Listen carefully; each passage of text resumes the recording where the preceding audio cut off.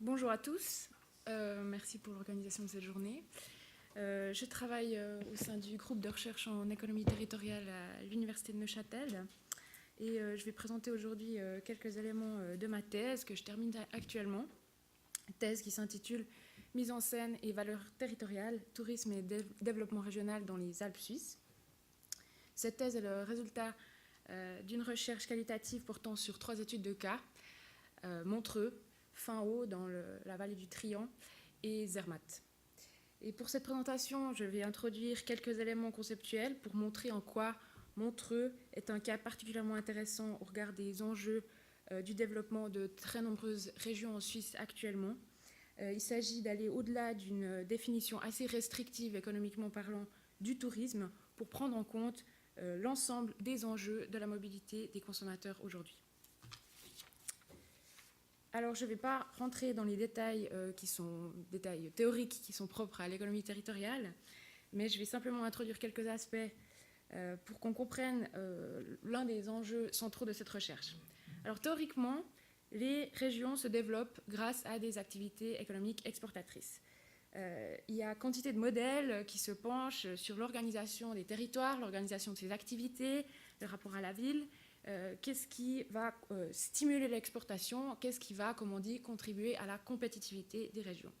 Dans ces modèles, il y a une constante, c'est qu'on considère que la mobilité concerne uniquement les biens, et donc les biens qu'on exporte, et aussi les travailleurs.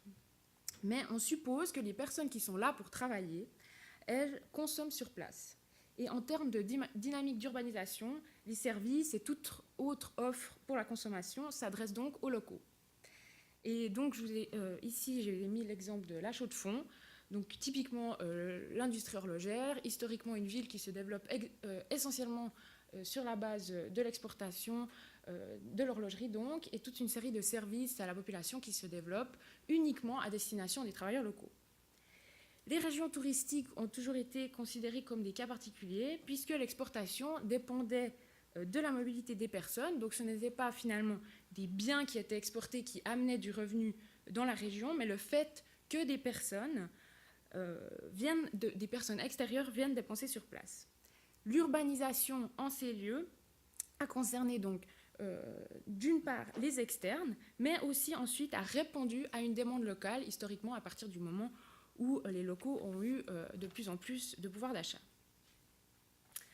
Donc le constat qui est fait aujourd'hui, c'est que les régions ne sont plus fermées sur elles-mêmes du point de vue des consommateurs. La mobilité concerne justement de plus en plus les travailleurs et en fait tout le monde. Donc on voit actuellement que le tourisme d'agrément explose, mais aussi toutes sortes de tourisme, comme le tourisme d'achat, le tourisme de congrès, le tourisme médical, etc., etc. Phénomène qui existait auparavant, mais qui était limité à finalement une proportion très restreinte de la population mondiale, européenne et suisse. Aujourd'hui, c'est l'ensemble de la population qui est concernée par ces phénomènes de mobilité et la consommation, et c'est ça qui doit, selon nous, être pris en considération. On a donc un double enjeu concernant la mobilité des consommateurs. D'une part, des consommateurs externes qui viennent dans la région et qui dépensent, mais aussi des travailleurs locaux qui se déplacent pour consommer à l'extérieur. Et donc, on parle de fuite, et c'est un phénomène vraiment important si on pense, par exemple, actuellement au débat concernant le tourisme d'achat, enfin la problématique du tourisme d'achat, etc. Et puis, c'est aussi un problème pour des régions qui n'arrivent pas à maintenir les travailleurs sur place, donc c'est-à-dire qui connaissent des phénomènes importants de pendularité, des régions où on a peu de cadres, peu de consommation de ces personnes à fort pouvoir d'achat et aussi peu d'imposition des personnes. Et donc à partir de là, on définit l'économie présentielle comme l'ensemble des activités économiques réalisées en présence des consommateurs. Le cas de Montreux est intéressant car on a différentes vagues historiquement de consommateurs qui se sont succédées au-delà des touristes d'agrément et notamment des touristes pour le tourisme climatérique au 19e et 20e siècle. Donc pour revenir historiquement, on a au XVIIIe siècle un espace, une campagne, donc la viticulture, on a des hameaux répartis entre Vevey et Villeneuve, la viticulture, la paysannerie, et on a donc excusez-moi. des romantiques qui, Jean-Jacques Rousseau, Lord Byron, etc., qui écrivent à propos de cette région, etc., Clarence. À partir de là, on a des touristes qui arrivent dans la région, et on a une offre et une demande qui vont croissant. On assiste à un phénomène d'urbanisation inédit par rapport à d'autres régions en Suisse, à de nombreuses régions en Suisse. L'urbanisation est une offre en elle-même. Elle ne résulte pas de l'industrie d'exportation traditionnelle, elle est vraiment une offre. Et donc il y a une importante complexification urbaine, quantitativement et qualitativement.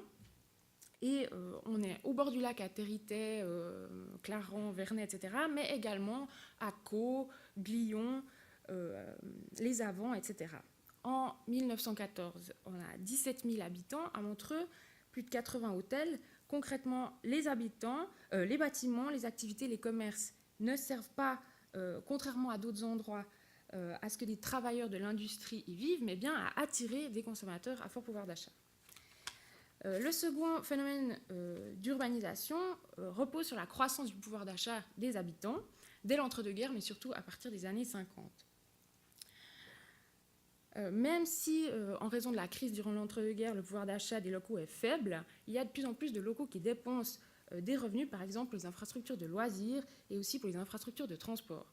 Il y a confusion, en fait, entre l'offre et la demande locale, c'est-à-dire que les mêmes infrastructures servent à attirer des consommateurs externes, mais aussi à éviter les fuites. Et donc ça, c'est un phénomène qui, évidemment, va de manière de plus en plus importante au fil des années 60, 70, etc. Et ce qui est important, c'est qu'en termes d'investissement pour les infrastructures, il y a double effet. Quand on investit dans les infrastructures, on investit pour attirer des consommateurs externes, pour développer la compétitivité, mais aussi pour répondre à la demande des locaux. En particulier avec, donc ici je vais, typiquement le tramway, donc une infrastructure qui est mise en place sur des fonds privés pour répondre à la demande des externes, mais qui au fil des ans finalement devient en fait une infrastructure où on a une confusion justement entre une offre à destination des externes et une réponse à la demande locale. Avec l'amélioration de la mobilité de l'ensemble de la population dans les années 50, la région attire de plus en plus de consommateurs de toute la Suisse romande, les commerces, les événements culturels, etc. Et finalement, on a une dimension plus régionale de l'urbanisation de ce territoire. Et à cette époque, on a également une intense activité au niveau des congrès, qui a aussi des effets en termes d'infrastructure et d'urbanisation. Aujourd'hui, on a le festival de jazz, qui est bien connu, le marché de Noël, etc. Mais le pendant en fait, de la mobilité des gens qui viennent pour la journée, c'est aussi qu'on a des locaux qui partent pour dépenser ailleurs. Et finalement, on a encore une dernière catégorie à propos justement dans le cadre de l'économie présentielle, c'est le phénomène des résidents. Alors on a différents types de résidents. On a d'une part les pendulaires, c'est-à-dire les personnes qui résident dans ce lieu mais travaillent à l'extérieur, donc ils apportent du revenu de l'extérieur. Le phénomène des étudiants, aussi aujourd'hui très important à Montreux encore. Et puis le phénomène des rentiers, donc suisses ou étrangers. Et puis ça, c'est évidemment un enjeu encore différent en termes d'urbanisation et d'impact et d'enjeux du bâti, puisqu'on a des dépenses qui ne sont pas systématiques, notamment à partir du moment où on pense au phénomène des résidences secondaires. Donc, on est dans une situation finalement complètement différente du point de vue du développement régional d'un modèle traditionnel. Dans le cas de Montreux, on a vraiment une caricature d'un lieu qui était une station touristique, qui est devenu un pôle urbain de la rivière alémanique et un développement qui correspond justement à ce qu'on appelle le modèle présentiel. Mais dans la plupart des cas, dans les régions en Suisse aujourd'hui, on a finalement une situation un peu entre deux, avec des activités productives traditionnelles, mais aussi de plus en plus des phénomènes présentiels. De plus en plus de villes sont concernées et se sentent concernées par se rendre compte qu'il y a un enjeu pour leur développement au niveau de l'attractivité des consommateurs et puis le fait d'éviter que des consommateurs fuient pour consommer à l'extérieur. À partir de là, une fois qu'on a identifié ces différentes catégories, on peut penser aux différentes synergies et tensions qui peuvent naître entre les différents types d'activités, entre les différentes présences aussi. Si on pense par exemple au phénomène d'éviction, par exemple, on a vu dans le cas de Montreux certaines petites entreprises qui ne peuvent plus rivaliser avec les coûts les prix du foncier. Et donc on a certains phénomènes d'éviction aussi d'habitants, toujours avec le phénomène des prix. Dans d'autres villes, vous avez peut-être entendu parler, par exemple à Barcelone, la révolte des locaux face à l'avalanche de touristes, etc., etc. Donc, enfin, on peut penser à ces tensions, mais aussi aux synergies, par exemple, à tout le développement de l'exportation de produits type AOC, etc., etc. Donc, il y a toutes sortes de phénomènes liés au développement des régions auxquels on peut penser à partir de là. Je vais terminer. Comme le disait M. Lüthi tout à l'heure, au tournant du XXe siècle, mais encore plus aujourd'hui, quand on parle des Alpes, et des Alpes vaudoises en l'occurrence également, on n'est pas du tout à la périphérie des enjeux de société et de développement économique, mais on est bien au centre, et on a, à mon avis, des cas très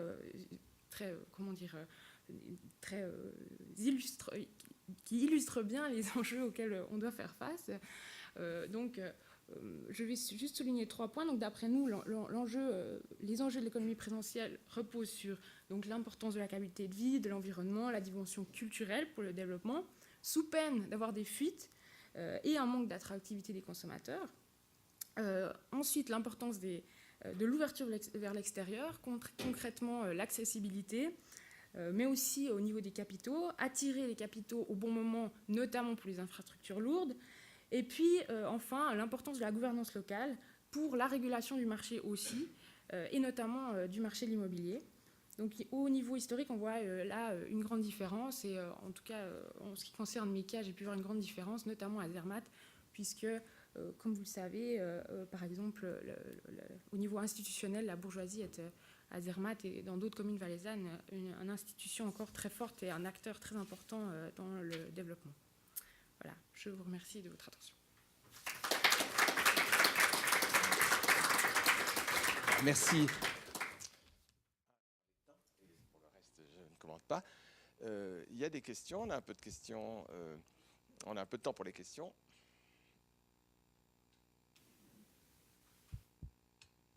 Voilà, une question déjà là au fond.